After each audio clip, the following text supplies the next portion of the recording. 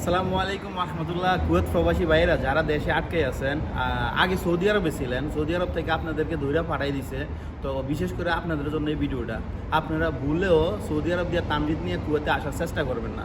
কারণ প্রথম ফ্লাইটে 6 জন আসছে, এরপর ফ্লাইটে আর কারোর দেয় না, রিটার্ন বাংলাদেশে পাঠাই দিতে আছে। তো আশা করি আপনারা কথাগুলো বুঝতে পারছেন। আপনারা যেখান থেকে আসেন না কেন, বুঝে শুনে আপনারা টিকিট ক্রয় করবেন। কেননা 1.5 লক্ষ টাকা দিয়ে আপনারা আসবেন, তখন সৌদি আরব দাম্মাম এয়ারপোর্ট থেকে আবার দেশে পাঠাই দিব, তখন আপনাদের সব শেষ।